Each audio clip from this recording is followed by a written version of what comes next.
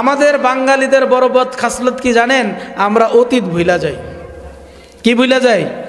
যুগ যুগ ধইরা এক ধরনের লোকেরা, একটা দলের গোষ্ঠীরা যুগ যুগ ধইরা মানুষের উপর অত্যাচার করছে। ছিল কি ছিল না?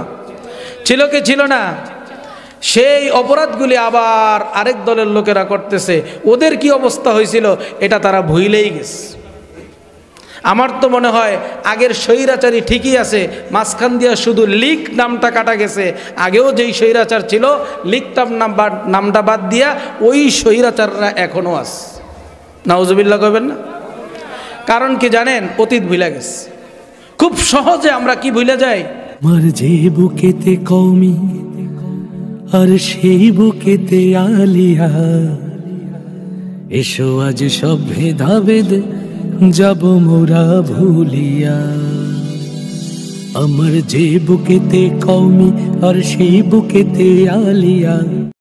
বন্ধুরা, চ্যানেলটি সাবস্ক্রাইব করুন। হৃৎপিণ্ড আর জিহ্বাটা নিয়ে আসলেন। এবার বকরির মালিক বলছে, লোকমান তুমি কি আমার সাথে দুষ্টুমি করতেছো? তোমাকে আমি বললাম যে একটা বকরি জবাই করার পর তুমি ভালো অংশটা আমার কাছে নিয়ে আসো, তুমি হৃৎপিণ্ড আর জিহ্বা আনছো। আবার একটা বকরি জবাই করার পর বললাম যে তুমি খারাপ অংশটা নিয়ে আসো, তুমি হৃৎপিণ্ড আর জিহ্বাটা আনছো। তুমি কি আমার সাথে দুষ্টামি করতেছো? হযরত লোকমান ডাক দিয়া বলে, মালিক হে আমার, একটা প্রাণী বা একটা মানুষ যখন তার হৃদয়টা ভালো থাকে, যখন তার জিহ্বাটা ভালো থাকে, তখন বুঝতে হবে যে তার পুরা শরীরটাই ভালো থাকে। সুবহানাল্লাহ। ইদা সলুহাত সলুহাল জাসাদু কুল্লুহু ওয়া ইদা ফাসাদাত ফাসাদাল জাসাদু কুল্লুহু। ও দুনিয়ার মানুষেরা, যখন একটা মানুষের কলব ভালো থাকে, হৃৎপিণ্ডটা ভালো থাকে, হৃদয়টা ভালো থাকে, পুরো মানুষের শরীরটা ভালো থাকে। কোন সুবহানাল্লাহ। হযরত লোকমান তার মালিককে ডাক দেয়া বলে, মালিক হে আমার, আপনি যখন একটা বকরি জবাই করার জন্য বললেন, ভালো গোশতটা আনার জন্য বললেন, আমি চিন্তা করলাম হৃৎপিণ্ডটা আর জিহ্বাটা নিয়ে যাই, যদি এটা ভালো হয় বোঝা যাবে পুরা গোশতটাই ভালো। সুবহানাল্লাহ। আবার যখন বললেন আরেকটা বকরি জবাই করে খারাপ অংশটা নিয়ে আসতে, আমি তখনও হৃৎপিণ্ডটা আর জিহ্বাটা নিয়ে আসলাম এই জন্য, যদি এগুলা ভালো না হয় বোঝা যাবে পুরা গোশতটাই খারাপ। আল্লাহু আকবার। কথা ঠিক না ঠিক? মানুষের যখন কলবটা ভালো থাকে, পুরা মানুষটাই ভালো থাকে, জবান দিয়া ভালো কথা বের হয়, সিজদাটা আল্লাহর জন্য দেয়, হাত দিয়া কোরআন ধরে, পাও দিয়া মসজিদে যায়, প্রত্যেকটা মানুষ বান্দা ভালো কাজ করে, কারণ তার কলবটা ভালো, হাত ভালো, হৃদয়টা ভালো। যখন এগুলা খারাপ হয়ে যায়, মানুষ মিথ্যা কথা বলে, মানুষ চুরি করে, চামারি করে, অপছন্দনীয় কাজ করে, কারণ তার হৃদয়টা ভালো না। হযরত লোকমান তার মালিককে এটাই বুঝালেন। তার মানে হযরত লোকমানের অধিক জ্ঞান ছিল। কোন সুবহানাল্লাহ। দান করেছেন কে? একটা মাত্র কারণ, হযরত লোকমানকে এত জ্ঞান দান করার একটাই কারণ ছিল, হযরত লোকমান বেশি বেশি আল্লাহর প্রশংসা করত, শুকরিয়া আদায় করত। সুবহানাল্লাহ। শুকরিয়া আদায় করার দরকার আছে না নাই? হযরত লোকমান এমন লোক ছিলেন যে দাউদ আলাইহিস সালামের কাছে জাবুর কিতাব আসার আগ পর্যন্ত ওই সময়ে মানুষের জন্য হযরত লোকমান ফতোয়া দিতেন। সুবহানাল্লাহ। যখন দাউদ পয়গম্বরের নিকট জাবুর কিতাব আসলো, ওই কিতাব অনুযায়ী দাউদ পয়গম্বর ফতোয়া দিতে লাগলেন, তখন হযরত লোকমান ফতোয়া দেওয়া বাদ দিয়ে দিছে। কিন্তু দাউদ আলাইহিস সালামের জমানায় ওই সময়ের রাষ্ট্রের বিচারপতি, প্রধান বিচারপতি ছিল, জাস্টিস যাকে বলা হয়, ইসলামের কাজী যাকে বলা হয়, ওই রাষ্ট্রের বিচারপতি ছিল হযরত লোকমান। বলেন সুবহানাল্লাহ। এত বড় মর্যাদা সম্পন্ন করেছেন কে? একটাই কারণ, যে তিনি আল্লাহর শুকরিয়া আদায় করতেন। বলেন সুবহানাল্লাহ।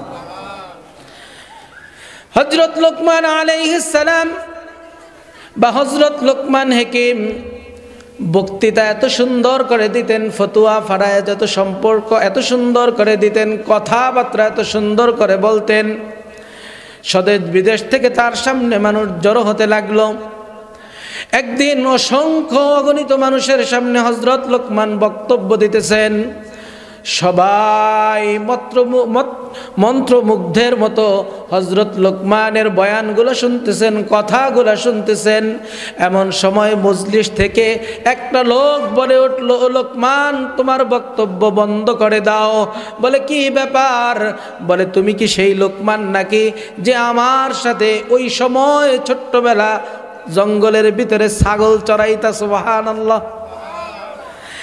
একটা রাষ্ট্রের পাওয়ারফুল ব্যক্তি বা রাষ্ট্রের প্রধান বিচারপতি বা রাষ্ট্রের সবচেয়ে ভালো বক্তব্য দেওয়ানেওয়ালা লোক, ফতুয়া দেওয়ানেওয়ালা লোক, এমন লোক বক্তৃতা দিতেছে হাজার হাজার মানুষের সামনে। এমন সময় একটা লোক মাঝখান থেকে বলে বক্তব্য বন্ধ করো, আগে তোমার পরিচয়টা দাও। তুমি সেই লোকমান কিনা যেই লোকমান ছোট্টবেলায় আমার সাথে ছাগল চড়াইতো? সুবহানাল্লাহ। যদি আমাদের মতো এরকম মানুষ হইতো বলেন তো জবাব দিত না পিটা দিত? হ্যাঁ, পিটা দিত না? এই বেটা আর সময় পাস না, তুই এই সময় এই কথা বলার জন্য তোরে আল্লাহ পাঠাইছে না? মেজাজ গরম হয়ে যেত না? কিন্তু হযরত লোকমানের মেজাজ গরম হয় নাই। আমরা সমাজে আমাদের এরকম যে একটা সময় মানুষ গরিব ছিল, মানুষের বাড়ি বাড়ি কাজ করতে খাইতো, এরপরে কামলা টামলা দিয়া খাইতো, এরপরে যাদের কামলা দিত তাদের হাল ধইরা বা তাদের উপর ভর কইরা যে কোনো উসিলায় আল্লাহ বিদেশ পাঠাইয়া দিছে, বড় একটা চাকরি ধরাইয়া দিছে, ব্যবসা বাণিজ্যের একটা লাইন ধরাইয়া দিছে। এখন সে সমাজের ভিতরে অনেক বড় লোক হয়ে গেছে। এরকম লোক আছে না নাই? কিন্তু এই লোকটা বড় লোক হওয়ার পরে, টাকা পয়সাওয়ালা লোক হওয়ার পরে, বাড়ি গাড়ি হওয়ার পরে অতীত ভুলিয়া যায়। এরকম আছে না নাই? আছে না নাই? আগের কথা বলতে সে শরম পায়, আগের কথা বলতে লজ্জা পায়। এরকম লোক সমাজে কম না বেশি? আমাদের বাঙালিদের বড় বদ খাসলত কি জানেন? আমরা অতীত ভুলা যাই। কি ভুলা যাই? যুগ যুগ ধইরা এক ধরনের লোকেরা, একটা দলের গোষ্ঠীরা যুগ যুগ ধইরা মানুষের উপর অত্যাচার করছে। ছিল কি ছিল না? ছিল কি ছিল না? সেই অপরাধগুলি আবার আরেক দলের লোকেরা করতেছে। ওদের কি অবস্থা হয়েছিল এটা তারা ভুলেই গেছে। আমার তো মনে হয় আগের স্বৈরাচারী ঠিকই আছে, মাঝখান দিয়া শুধু লীগ নামটা কাটা গেছে। আগেও যেই স্বৈরাচার ছিল লীগটার নামটা বাদ দিয়া ওই স্বৈরাচাররা এখনও আছে। নাউজুবিল্লাহ কইবেন না? কারণ কি জানেন? অতীত ভুলে গেছে। খুব সহজে আমরা কি ভুলে যাই? অতীত ভুলা যায়। যে তার অতীতকে ভুলা যায়, তার মতো বদমাশ, তার মতো খারাপ লোক, তার মতো নিমহারামি লোক, তার মতো নাখান্দা লোক পৃথিবীর জমিনে আর হতে পারে না। নাউজুবিল্লাহ। আর যে তার অতীতকে মনে রাখতে পারে সে সবচেয়ে শ্রেষ্ঠ ব্যক্তি। বলেন সুবহানাল্লাহ। সেই বনি ইসরায়েলের 3 জনের লোকের কথা আপনাদের মনে আছে না? বহুত আলেমের মুখে শুনছেন না? একটা টাকলা ছিল, আরেকটা কুষ্ঠরোগী ছিল, আরেকটা অন্ধ ছিল। শুনছেন না? তো আল্লাহ রব্বুল আলামিন টাকলা রোগটা ভালো করে দিয়া, মাথায় চুল গজায় দিয়া আল্লাহ তাআলা তাকে একটা উট দিছে। সে অসংখ্য উটের মালিক হয়ে গেছে। সুবহানাল্লাহ। আবার কুষ্ঠরোগী আলারে কুষ্ঠরোগ ভালো কইরা দিয়া এরপরে তাকে গরুর মালিক বানায় দিল। সে অনেক গরুর মালিক হয়ে গেল। সুবহানাল্লাহ। অন্ধ লোকটাকেও আল্লাহ চক্ষু দান করলো, সে দৃষ্টিশক্তিবান হলো। আল্লাহ তাকে একটা ভেড়ার পাল দিয়া দিল, একটা ভেড়া দিল। সেটা লালন পালন করতে করতে সে অনেক বকরি বা ভেড়ার মালিক হয়ে গেল। সুবহানাল্লাহ। আল্লাহ কিছুদিন পর তাদেরকে আবার পরীক্ষা নিতে চাইলেন। ফেরেশতারা মানুষের সুরত ধরে আয়া ওই উটওয়ালার কাছে, টাকলার কাছে বলল, ভাই আমি সফরে যাচ্ছি, আমার একটা উট লাগবো, যদি তুমি দিতে আমি বড় খুশি হইতাম, আল্লাহর কাছে তোমার জন্য দোয়া করতাম। ওই টাকলা লোকটা কি বলল? যে না, আমি তোমাকে উট দেওয়া যাবে না, এগুলো আমার লাগবে। তো ওই ফেরেশতা মানুষের সুরতে আইসা বলতেছে, দেখো ভাই, এগুলো তো তোমার আল্লাহই দিছে, তুমি এখান থেকে একটা উট দান করলে কি হয়? বলছে, মিয়া তুমি কইতো নাইছো, এগুলি সব আমার আগের আছিল। নাউজুবিল্লাহ কইবেন। কি সমাজে এমন লোক আছে না নাই? হ্যাঁ, হঠাৎ করে বাড়ি হয়েছে, গাড়ি হয়েছে, তো এক বন্ধুর লগে জিজ্ঞাসা করছে, দোস্ত তুই আর আমি একসাথেই তো মাটি কাটছিলাম, আল্লাহ তো তোরে এখন কেমনে কেমনে জানি বড় লোক বানায় দিছে। হ্যাঁ, পুরা লাডি লইয়া দৌড়ান দিছে। বেটা খাডাস মানুষ চিনস, কবে দেখছিস তোর লগে মাটি কাটতে? এগুলি তো বেটা আমি আগের তো নিয়ে আসছিলাম। নাউজুবিল্লাহ। এরকম লোক এই এলাকায় তো নাই। কে কে আছে? হাত তোলেন। আছে? তো পরে আল্লাহ নারাজ হয়েছে না খুশি হয়েছে? নারাজ হয়ে সব উট ধ্বংস করে দিয়া ওরা আগের মতো টাকলা বানায় দিস। কেন? কারণ সে দেয় নাই কেন জানেন? তার অতীত সে ভুলে গেছে। কুষ্ঠরোগী আল্লাহর কাছে গেছে যে ভাই একটা গরু দাও আল্লাহর হস্তে। সে কি করছে? যে না, দিতে পারবো না। বলে তোমারে তো এগুলো আল্লাহ দিছে। বলে তুমি এই ওয়াজ কই পাইছো মিয়া? এটি আমার বংশমর্যাদার খানদান, সব আমার আগের ছিল। বলেন নাউজুবিল্লাহ। কি জন্য দেয় নাই? অতীত ভুলে গেছে। কথা বুঝেন? ছাগলওয়ালার কাছে গেছে, ভাই আল্লাহর হস্তে আমার একটা ছাগল দাও। সে বলছে আল্লাহর হস্তে একটা কেন, তোমার যতটা লাগবে সব নিয়ে যাও। সুবহানাল্লাহ। বলছে কেন এমন করে বলো? ও মেয়ে, আমি অন্ধ ছিলাম, চক্ষু ছিল না, আমার আল্লাহ আমার চক্ষু দান করছে। আমার আল্লাহ আমাকে একটা বকরি দিছে, সেখান থেকে বকরি বাড়তে বাড়তে বাড়তে বাড়তে এখন অসংখ্য অগণিত বকরির মালিক আল্লাহ আমারে বানায় দিছে। সুবহানাল্লাহ। অতীত ভুলে গেছে না মনে রাখছে? তার সম্পদে বরকত বাড়ছে না কমছে? আর বাকি টাকলাটা টাকলার মতনই হয়েছে, কুষ্ঠরোগী হয়ে গেছে। কারণ কি? সে অতীত ভুলে গেছে। আমরা অতীত মনে রাখতে পারি না দেখাই বারবার বেনামাজি বদমাশ ইতরদেরকে মেম্বার, চেয়ারম্যান, এমপি নির্বাচন করি। ঠিক না বেঠিক? যদি অতীত মনে রাখতে পারতাম যে এক বেনামাজিরে চেয়ারম্যান বানায়া, মেম্বার বানায়া, সমাজপতি বানায়া দেখছি সমাজটা ধ্বংস, সামনের বার আর তারে ভোট দিতাম না। দেই কেন? অতীত ভুলে গেছি। আমরা যদি এই অতীতটা মনে রাখতে পারতাম যে আমরা 2000 টাকা ঘুষ খাইয়া একটা ভোট তাকে দিছি, এখন সে বিচারের নামে 2 লক্ষ টাকা আমাদের কাছ থেকে নেয়, সামনের বছর আমরা আর 2000 টাকা খাবো না, তাকে ভোটও দিব না। কিন্তু সেটাকে আমরা পারি? কেন পারি না?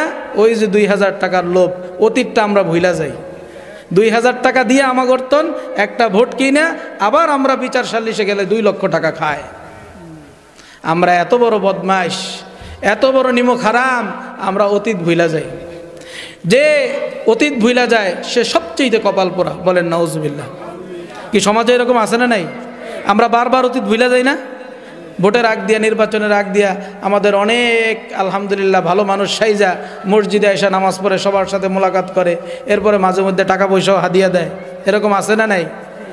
এরপরে যখন এই সোজা কথায়, আমরা সোজা মানুষ, সরল মানুষ, তার কথার লোভে পইরা, তার মায়ার প্রতি মহাব্বতে পইরা, এরপরে আমরা তাকে যখন ভোটে নির্বাচন করি তখন সে আবার আমাদের উপরই চড়াও হয়। বলেন নাউজুবিল্লাহ। আমরা এই ভুল একবার করছি না বারবার করছি? কেন করছি?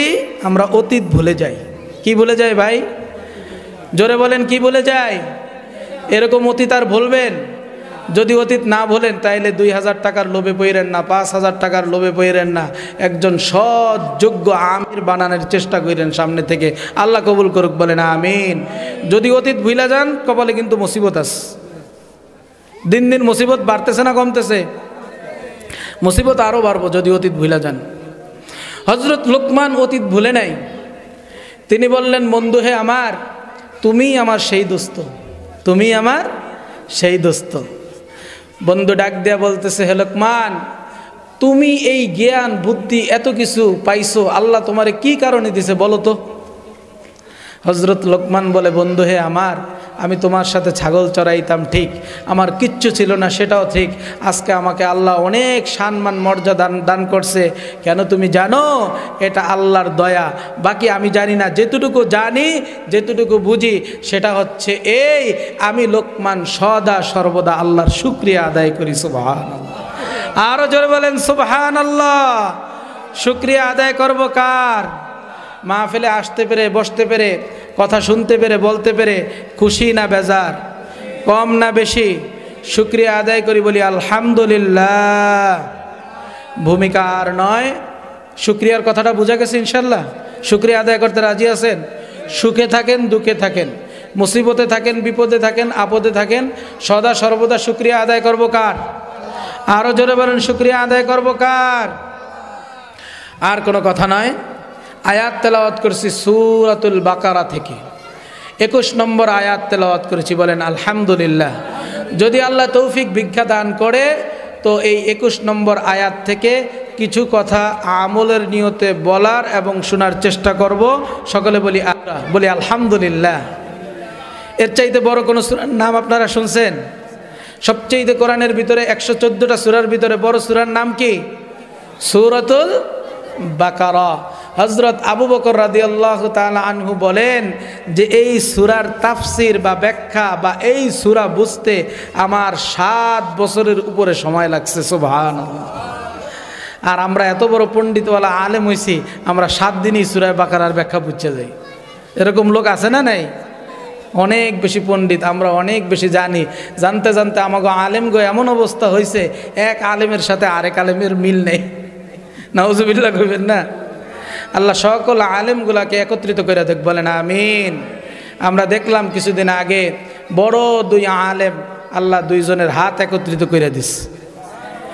এটা শুধু আমরা ক্যামেরায় দেখছি, বাস্তব জীবনে ময়দানে সমস্ত বাতিলের বিরুদ্ধে সমস্ত ইসলামী শক্তিগুলোকে একত্রিত করে দেখ, বলেন আমিন। সূরাতুল বাকারা এটা দীর্ঘ একটা সূরা। আল্লাহ যে আয়াতটা আমি তেলাওয়াত করেছি, এই আয়াতের আগে এই আয়াত সম্পর্কে বলতে গেলে এতটুকু বলা যায় যে এই আয়াতটা একটা আদেশ সূচক আয়াত। বলি আলহামদুলিল্লাহ। কোরআনের আগে, এর আগে মানে এই আয়াতের আগে আল্লাহ কোনো আদেশ সূচক, হুকুম সূচক কোনো আয়াত ব্যবহার করেন নাই। সুবহানাল্লাহ। এটা যদি হয় 21 নম্বর আয়াত, তার মানে তার আগে কয়টা আয়াত? 20টা। মাশাআল্লাহ, আপনি 1 নম্বর রোল পেয়ে গেছেন, ফার্স্ট ক্লাস। 100-তে 100, মিয়া ফিল মিয়া, 100-তে 100। এটা যদি হয় 21 নম্বর আয়াত, তার মানে তার আগে কতটা আয়াত আছে? 20টা। আল্লাহ রব্বুল আলামিন আল্লাহর হুকুমই শুরু দিয়ে করতে পারতেন, কিন্তু সেটা করেন নাই।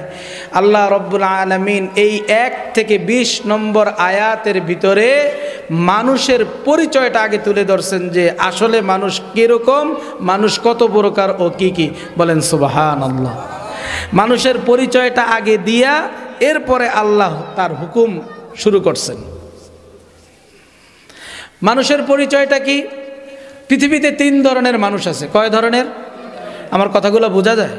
কয় ধরনের মানুষ আছে?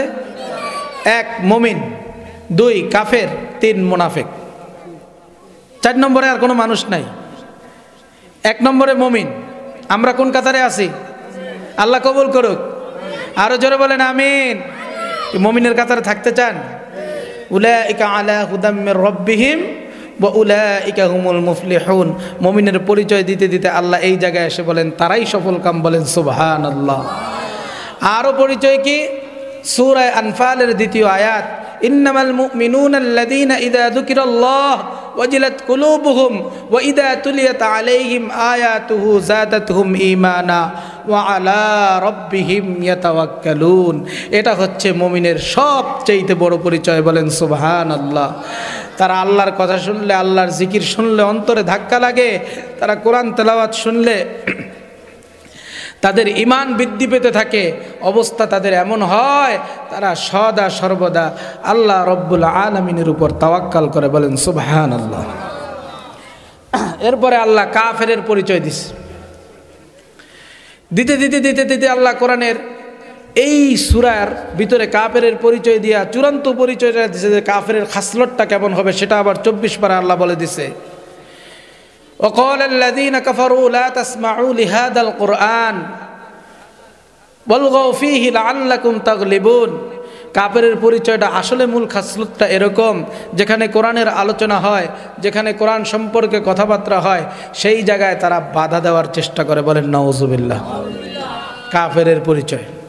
এরপরে 12 কিংবা 13 নম্বর আয়াত থেকে আল্লাহ মুনাফিকদের পরিচয় দিছে সূরা বাকারার ভিতরে 20 নম্বর আয়াত পর্যন্ত। কয় ধরনের মানুষ পাইলাম? জোরে বলেন। 1 মুমিন, 2 কাফের, 3 মুনাফিক। মানে এই সূরার আলোকে মুনাফিকের আরো বড় একটা পরিচয় আছে। 5 নম্বর পারার 7 নম্বর পৃষ্ঠায় আল্লাহ বলেন, ওয়া ইযা কিলা লাহুম তাআলাউ ইলা মা আনজালাল্লাহ ওয়া ইলার রাসূল রাআইতাল মুনাফিকিনা ইয়াসুদ্দুনা আনকা সুদুদা।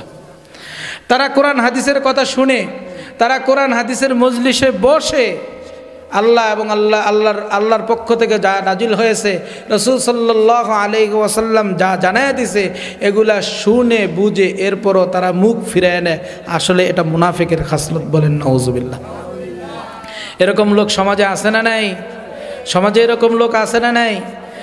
আল্লাহ রব্বুল আলামিন 3 ধরনের মানুষের পরিচয় দিয়া এরপরে আল্লাহ সূরা বাকারার 21 নম্বর আয়াতের ভিতরে বলতেছেন, ইয়া আইয়ুহান নাসু উবুদু রাব্বাকুমুল্লাযী খলাকাকুম ওয়াল্লাযীনা মিন ক্বাবলিকুম লাআল্লাকুম তাত্তাকুন।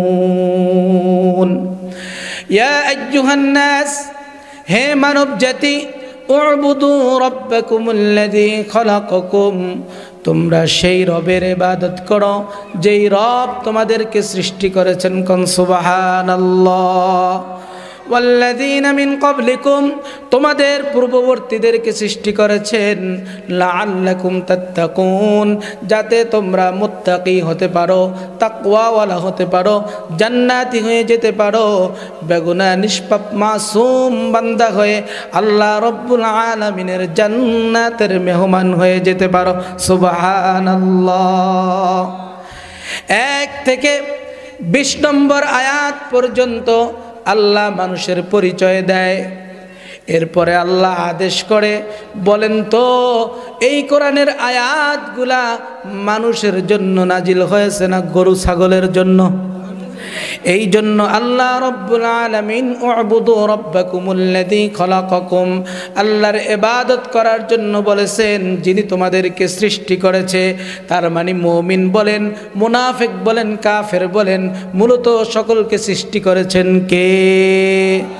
আরো জোরে বলেন, সকলকে সৃষ্টি করেছেন কে? আসমান জমিন সৃষ্টি করেছেন কে? কাফেররাও বলে আসমান জমিন সৃষ্টি করেছে আল্লাহ, মুসলমানরাও বলে আসমান জমিন সৃষ্টি করেছে আল্লাহ। কাফেরদেরকে জিজ্ঞাসা করা হয়েছিল, ওয়ালা ইন সাআলতাহুম মান খালাকাস সামাওয়াতি ওয়াল আরদ, ও কাফেররা তোমরা বলো তো আসমান এবং জমিন সৃষ্টি করেছেন কে? তারা বলেছেন লা ইয়াকুলুনাল্লাহ, আসলে আসমান জমিন সৃষ্টি করেছেন কে? এই জন্য কাফের বলেন, মুনাফিক বলেন, মুশরিক বলেন, মুসলমান বলেন, যাদেরকেই বলেন না কেন, সকল মানুষ সৃষ্টি করেছেন আল্লাহ। কিন্তু মানুষগুলা 3টা ভাগে বিভক্ত হয়ে গেছে। কেউ কাফের হয়ে গেছে, কেউ মুনাফিকের তালিকায় আছে, কেউ মুমিন হয়ে চলতেছে। এবার কাফের থাকেন আর মুমিন থাকেন আর মুনাফিক থাকেন, ইবাদত করা লাগবে কার? আপনি যদি আল্লাহর দেওয়া হুকুম মতো, আল্লাহর দেওয়া নিয়ম মতো, আল্লাহর দেওয়া সিদ্ধান্ত মতো আল্লাহর ইবাদত করতে পারেন, তাহলেই আপনি মুমিন হয়ে যাবেন। সুবহানাল্লাহ। আর যদি আল্লাহর হুকুম মতো ইবাদত অর্ধেক করেন আর অর্ধেক করবেন না, যেই ইবাদত নামাজের কথা আপনারা জানেন, ওই নামাজ পড়তে পড়তে আপনার কপালে দাগ হয়ে যাবে, ওই দাগওয়ালা কপাল নিয়ে আবার মানুষের সাথে সুদের ব্যবসা করবেন, এটা ইবাদত পরিপূর্ণ হবে না। তখন আপনি আবার মুনাফিক হয়ে যাবেন। বলেন নাউজুবিল্লাহ। আবার যখন আপনি ইবাদতের কথা শুনলেন, ইবাদতের কথা শুনলেন কিন্তু মানলেন না, বরং আল্লাহকেই স্বীকার করলেন না যে আল্লাহ কেন এগুলা বলছে। এরকম লোক আছে না নাই? কারণ মানুষ থেকে আসছে এটাই অনেকে বিশ্বাস করে না, বলে মানুষ নাকি বানর থেকে আসছে। বলেন নাউজুবিল্লাহ। এই আয়াতটা বুঝতে গেলে আগে আপনি বুঝতে হবে আসলে আপনি কে, কোথা থেকে আসছেন, আপনার কাজ কি? সুবহানাল্লাহ কইবেন না? আসলে আমি কে, আমার বাড়ি কোথায় বা কোথা থেকে আসছি, আমার কাজ কি জানার দরকার আছে না নাই? মানুষ যারা ইসলামকে বিশ্বাস করে না, দারুইনের ধর্মকে বিশ্বাস করে, এই সমস্ত আউল ফাউল নাস্তিকদেরকে বিশ্বাস করে, তারা মনে করে মানুষ বানর থেকে আসছে। বলেন নাউজুবিল্লাহ। আপনারা কি বানর থেকে আসছেন নাকি? কোথা থেকে আসছেন জিজ্ঞাসা করলে কি বলবেন? কোথা থেকে আসছেন? মানুষ দলিল দিয়ে বলেন। আল্লাহ রব্বুল আলামিন জানায় দেয়, ও দুনিয়ার মানুষ শুনে নাও, তোমরা মানুষ থেকে আসছো, বানর থেকে নয়। ওয়ালাকাদ কাররামনা বনি আদম। সুবহানাল্লাহ। আমরা আসছি কার থেকে? আদম আলাইহিস সালাম থেকে। আমাদের আদি পিতার নাম কি? জোরে বলেন, আদি পিতার নাম কি? বড় বানর, নাউজুবিল্লাহ, মানুষ আদম আলাইহিস সালাম। আমরা আসছি মানুষের থেকে মানুষ, সুবহানাল্লাহ। আপনার থাকে যদি হুঁশ তাহলে আপনি মানুষ। এবার যদি আপনি দারুইনের বিশ্বাসী যারা, তাদেরকে যদি আপনি জিজ্ঞাসা করেন তুমি কোথা থেকে আসছো, তারা বলবে জঙ্গল থেকে আসছি, কারণ বানর থাকে কোথায়। কিন্তু আপনি যদি মানুষ হয়ে থাকেন, আপনি যদি আদম আলাইহিস সালামের সন্তান হয়ে থাকেন, আর আপনাকে যদি জিজ্ঞাসা করা হয় আপনি কোথা থেকে আসছেন, আপনি কি বলবেন?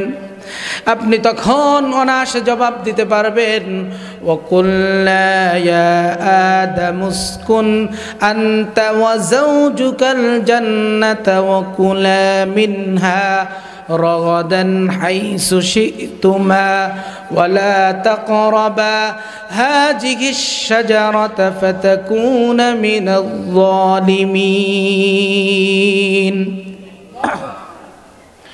আল্লাহ রব্বুল আলামিন সাইয়্যিদনা আদম আলাইহিস সালাম আর তার বিবি হাওয়া আলাইহিস সালামকে বললেন তোমরা জান্নাতের ভিতরে থাকো, ঘোরাফেরা করো, মন যা চায় তা খাও। সুবহানাল্লাহ কইবেন না? ওয়ালা তাকরাবা হাযিহিশ শাজারা, তবে ওই গাছটার নিকট তোমরা যেও না। তার মানে আদম এবং হাওয়া আলাইহিস সালাম আমাদের আদি পিতা, আমাদের আদি মাতা ছিলেন কোথায়? জান্নাতের ভিতরে। কোথায় ছিলেন? আরও জোরে বলেন কোথায়? তাহলে আমাদের মূল বাড়ি কোথায়? আবারও আমরা যাইতে চাই কোথায়? জোরে বলেন মূল বাড়ি কোথায়? যাইতে চাই কোথায়? বস্তু জগৎটা শেষ করে, আলমে বারজাক শেষ করে, আলমে আসবাবের ভিতরে আসি, কবরের জগতে আলমে আসবাব, আলমে বারজাকের ভিতরে থাকবো, এরপরে আলমে আখিরা হয়ে যাবে, এরপরে আমরা জান্নাতুল ফিরদাউসের বাসিন্দা হয়ে যাব। কোন সুবহানাল্লাহ। জান্নাতে যাইতে রাজি আছেন? আসছেন কোথা থেকে? জঙ্গল থেকে না জান্নাত থেকে? তাহলে আমি কে? আমি মানুষ, মানুষের সন্তান, মানুষ। মনে থাকবে ইনশাআল্লাহ। বাড়ি কোথায়?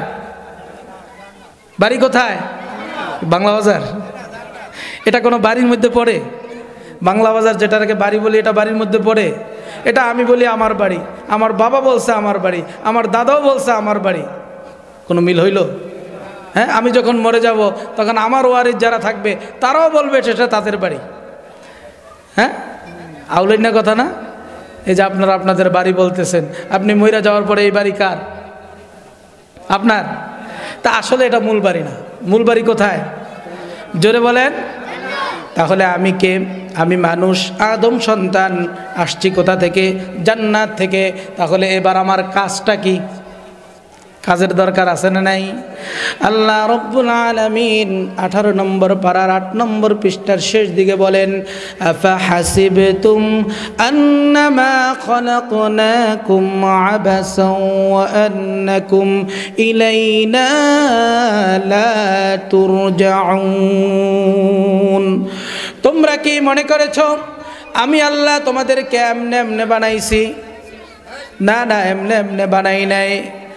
আন্নামা খলাকনাকুম আবাসা ওয়া আন্নাকুম ইলাইনা লা তুরজাউন, আবার আমার কাছে ফিরে আসতে হবে, এমনে এমনে বানাই নাই। একটা উদ্দেশ্য আছে না নাই? উদ্দেশ্যটা কি? 27 নম্বর পারার 2 নম্বর পৃষ্ঠায় আল্লাহ রব্বুল আলামিন বলতেছেন, ওয়ামা খলাকতুল জিন্না ওয়াল ইনসা ইল্লা লিয়াবুদুন। জিন এবং ইনসান তৈরি করেছি একমাত্র শুধুমাত্র কেবলমাত্র আল্লাহ রব্বুল আলামিনের ইবাদত করার জন্য। সুবহানাল্লাহ। তাহলে আল্লাহ আমাদেরকে সৃষ্টি করেছেন কিসের জন্য? তার ইবাদত করার জন্য। তো এই যে সূরা বাকারা বৃহত্তম একটা সূরা, 20 নম্বর আয়াত পর্যন্ত মানুষের পরিচয় দিয়া আল্লাহ তাআলার কোরআনে সর্বপ্রথম যে আদেশ, সেই আদেশটা কি? আল্লাহর ইবাদত করো। সুবহানাল্লাহ কইবেন না? এতক্ষণে আমার কথা বোঝা গেছে? এই যে 30 পারার এক কোরআন, 114টা সূরা, 6666 বলেন, আয়াত সর্বপ্রথম যদি আপনি শুরু করেন, কোনো আদেশ আছে আল্লাহর? শুধু মানুষের পরিচয় আছে। কি আছে? জোরে বলেন, কি আছে? এই মানুষের পরিচয় দিয়া 20 নম্বর আয়াত পর্যন্ত যাওয়ার পর আল্লাহর প্রথম আদেশ যে আমার ইবাদত করো। সুবহানাল্লাহ।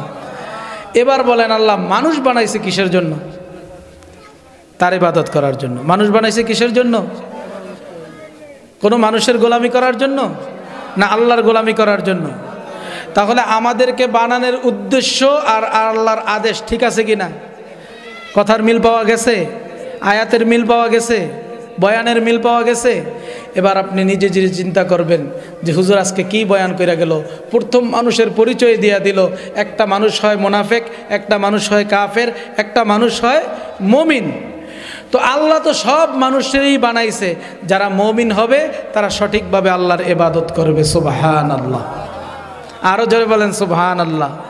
এজন্য বলছি এই আয়াত বুঝতে গেলে আসলে আপনি কে, কোথা থেকে আসছেন, আপনার কাজটা কি সেটা আগে বুঝতে হবে। আমরা কে? মানুষ। আসছি কোথা থেকে? জান্নাত থেকে। জোরে বলেন কোথা থেকে? জান্নাত থেকে। কাজ কি? আল্লাহর ইবাদত করা। এর বাহিরে কোনো কাজ আছে নাকি? আপনি বলবেন ভাত খাবেন, সেটা তো ইবাদত না নাকি? সেটাও ইবাদত। সুবহানাল্লাহ। আরো জোরে বলেন সুবহানাল্লাহ। আপনি 3 বেলা ভাত না খাইলে কি মারা যাবেন? মারা যাবেন না। 3 বেলা ভাত খান, সেটা অভ্যাস। এটাকে আরবিতে বলা হয় আদত। এটাকে আরবিতে কি বলা হয়? এবার যখন খানা সামনে আসছে তখন আপনি বলেন আল্লাহুম্মা বারিক লানা ফিমা রাযাকতানা ওয়া কিনা আযাবান নার। আপনি খানা শুরু করবেন, এবার আপনি বলেন বিসমিল্লাহি ওয়া আলা বারাকাতিল্লাহ। আপনি খানার শুরুতে দোয়া ভুলিয়া গেছেন। এই যে ছোট্ট ছোট্ট নুরানি মাদ্রাসার ছাত্রগুলা, তাদেরকে জিজ্ঞাসা করবেন, হে বাবাজি আমার, খানার সামনে আসছে দোয়া পড়তে ভুলিয়া গেছি, খানার শুরুতে দোয়া ভুলিয়া গেছি, যদি মাঝখানে মনে পড়ে কি করব? ওই ছোট্ট সন্তানটা বলে দিবে, বাবাজি আমার, আপনি খানার শুরুতে দোয়া ভুলিয়া গেছেন, মাঝখানে আপনার মনে পড়েছে, এবার আপনি বলেন বিসমিল্লাহি আউয়ালাহু ওয়া আখিরাহু সুবহানাল্লাহ। বলেন তো 3 বেলা না খাইলে আপনি মারা যাইতেন না, এরপরও 3 বেলা খান, এটা আপনার অভ্যাস, তার মানে আদত। এই খানাটার ভিতরে যদি আপনি আপনার রসুল, আল্লাহর রসুলের হুকুমগুলা মানেন, এই যে দোয়াগুলা শিখাইয়া দিলাম, দোয়াগুলা পড়লাম, এগুলো কার বাণী? আল্লাহর রসুলের। সুবহানাল্লাহ।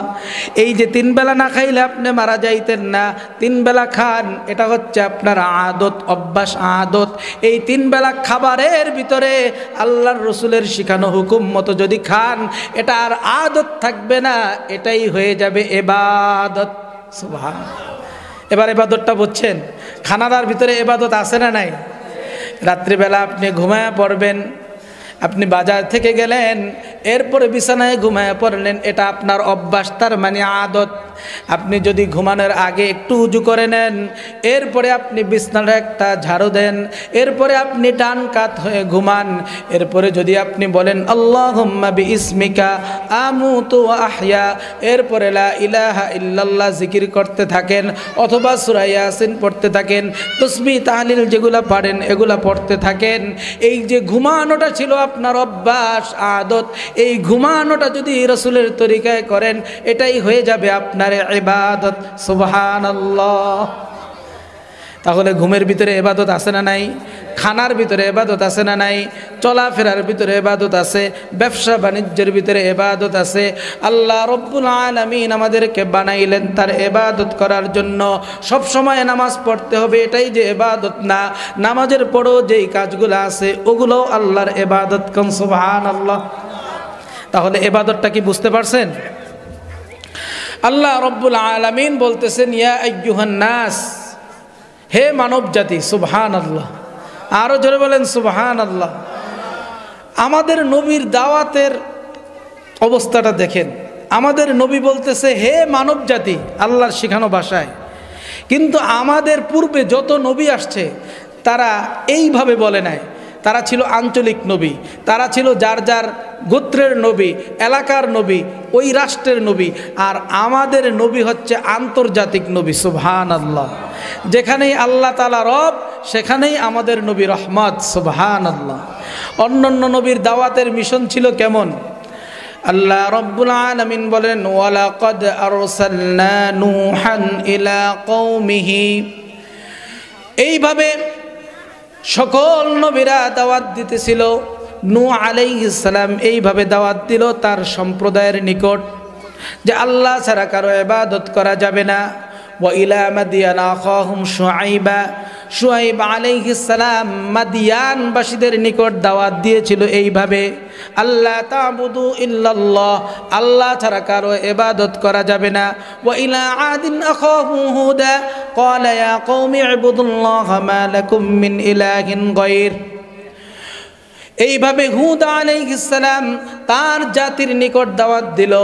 কিন্তু বলেন তো, আমাদের নবী মুহাম্মদ আরবি কখনো কি বলেছে হে মক্কাবাসী, হে মদিনাবাসী, হে আরববাসী এইভাবে বলছে নাকি? সমস্ত নবীরা তার সম্প্রদায়কে দাওয়াত দিল, তার জাতিকে দাওয়াত দিল, দেশের লোকদেরকে দাওয়াত দিল।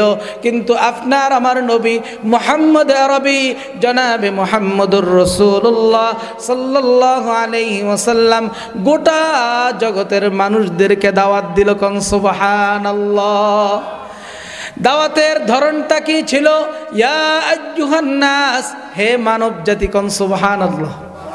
আরো জোরে বলেন সুবহানাল্লাহ। কি নবী পাইলাম আমরা? একটু নবীর আদর্শ মানার চেষ্টা করি না, একটু নবীর মহাব্বত আমাদের দিলের ভিতরে নাই, একটু নবীর মায়া মমতা আমাদের ভিতরে নাই। আহারে, নবীর নামে